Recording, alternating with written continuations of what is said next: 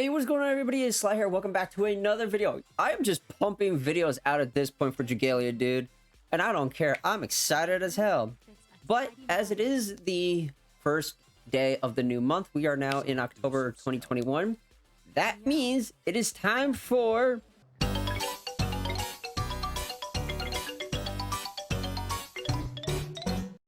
this month in Dragalia Lost, and we actually do have a Okada feedback, which we'll go over in both. We'll go over both in this video.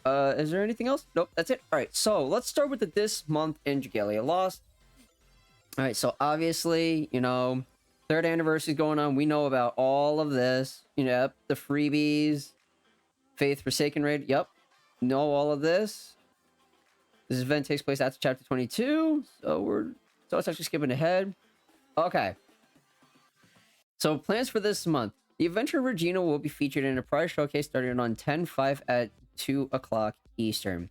So pretty much Regina is going to be with Sand Dolphin in the prize showcase that will be directly following Zethia. And yes, this will still have freebies on it. We have freebies until November 4th. So we have freebies for a very long time. So the second half of the Faith Forsaken raid begins in mid-October. We all knew that if we watched the digest. So that's when the second part of this raid will be.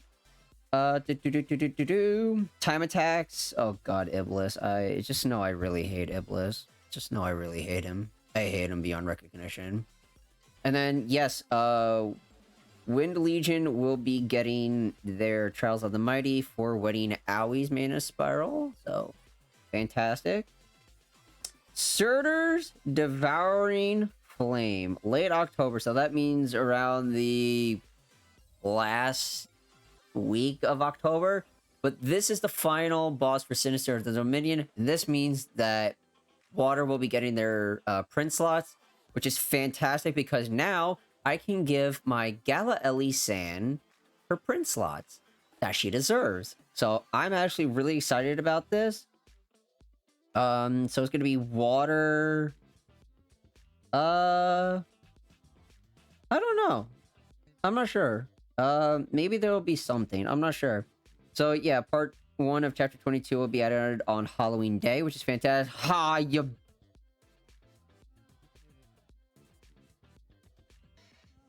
They're actually doing Legend Sinistro Dominion. I hate it here. I hate it here. So freaking much I hate it here. Oh, man. If I keep reading this and I see something about weapon copies applying to weapon bonuses, I'm going to kick Matt's ass because he started this crap. If I keep reading this and I see something about it, I swear to God. Oy vey. As announced in the most recent episode of Dragalia Digest, we are hard at working on finishing touches for Enter the Kaleidoscope event, which is set to release by the year's end. Okay, fantastic. Okay, cool. Yes!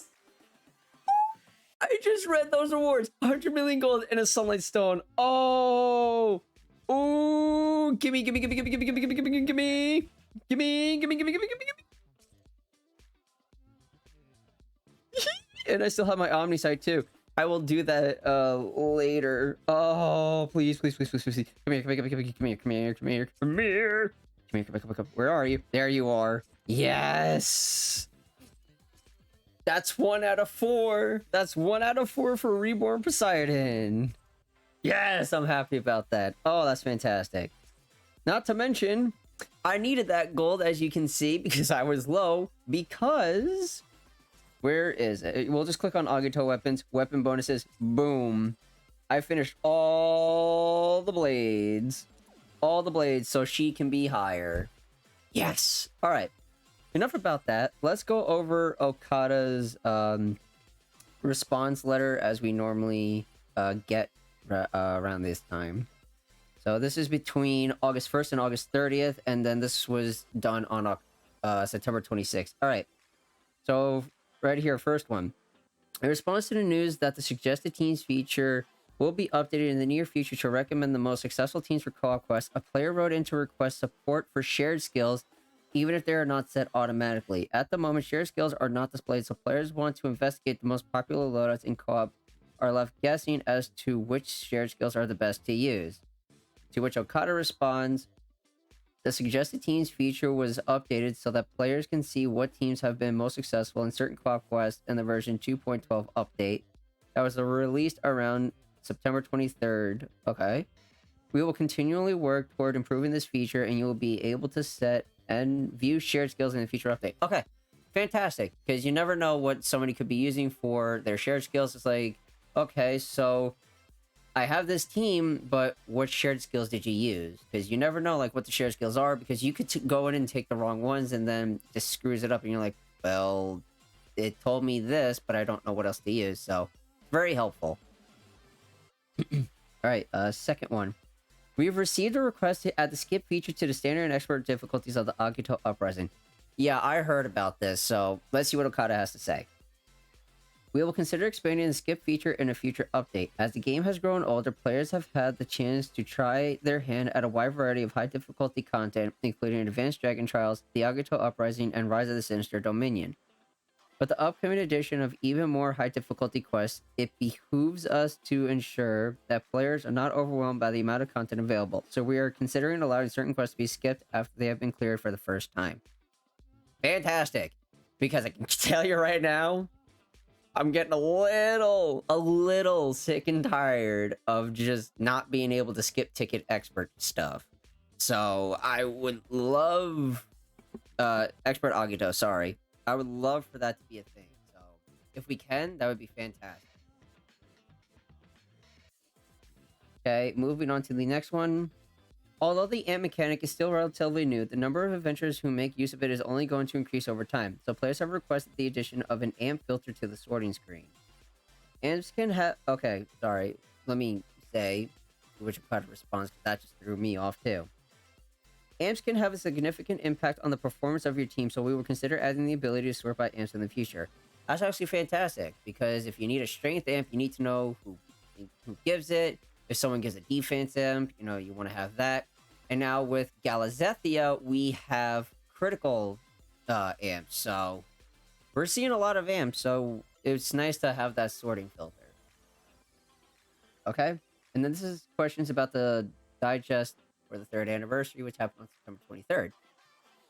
We like to ask a few questions about the latest episode of Dragalia Digest. To start off, could you elaborate on the upcoming Enter the Kaleidoscope event? It appears to be a dungeon crawler, but the mechanics are a little overwhelming at first glance, so we're worried that newer players may struggle to complete it. Yeah. I can see that, definitely. So, let's see what Okada has to say. In this event, you begin your exploration of the Kaleidoscope with a single adventurer who starts off at level 1. The goal is to reach the bottom of the labyrinth, or at least as far down as you can, without being defeated. As you proceed further and further down, your adventure will level up and find all sorts of weapons, worm prints, skills, and dragons to help them survive along the way. You'll have a new experience each time you play, so you'll have to remain flexible and base your minute-to-minute strategy on what lies in your way at any given moment. While you can bring the weapons, worm print skills, or dragons that you find strewn about the labyrinth back home with you, you can exchange the points you earn for various items or even spend them to give you added advantages during your subsequent runs. Okay, so that works out. So pretty much you can't bring them back. So you find them in there, you get them there, they won't be there when you leave the event. Okay, that's obviously fair. If you manage to complete the journey, you will earn a worm print that features a portrait of the adventurer you used. Each and every adventurer has their own unique worm print, and each worm print differs slightly in abilities, but they can be equipped by any adventurer. You will still earn one of these worm prints if you quit partway through, but reaching the end will reward you with one that has a wider variety of abilities. Sounds interesting. So this is pretty much leading me to believe that we're gonna go back to like the idea when Dominions first came out that worm prints will be the new endgame. They still kind of are, but now with this, it's really tying that in. So let's finish up. We have one more paragraph to go over as to the response to this. This may all sound a bit overwhelming at first, but everyone starts off on the same page, so newer players will not have to worry about preparing anything in advance. Though I will say that a veteran player's knowledge may certainly come in handy. With that said, my humble advice is to simply dive in headfirst and enjoy the experience. Okay, so pretty much he's saying, of course, veterans will have, a little bit of a advantage because they know the game more, but you'll never know until you try. That's pretty much what he's saying. That's completely fine. Like, I don't even know what to fully expect in this, and I've been playing this game for a year and a half, roughly. So I'm excited to see what it is. I believe this is the last. No, we have two more at the very least. All right, so the first one. Will players be able to take their time with this event, or will it only be available for a limited time? If it is a permanent edition, will there be occasional updates to look forward to? Okay. Good question. That's actually a very good question. Once released, Enter the Kaleidoscope will be available to play at any time. Yes! Okay, so even new players, even if you're hesitant at first, you can take your time, learn the game more, and then you can go dive into this so you have that veteran's knowledge that he was talking about. However, let's keep going over. We do plan to update this event with more content sometime in the future, but since there is a merit to completing it with each and every one of your adventures, we think that players will have fun exploring the ever-shifting labyrinth for quite a while. That's starting to sound like Daedalus Labyrinth from Greek mythology. If anybody knows about that, props to you. However, I look forward to it because that now intrigues me. Okay. And this is the last question. Can you share anything more about the upcoming series of high difficulty quests? Will they be on the same level as what we have now, or even more difficult? Also, will they have restrictions on elemental attunements and what weapons can be used?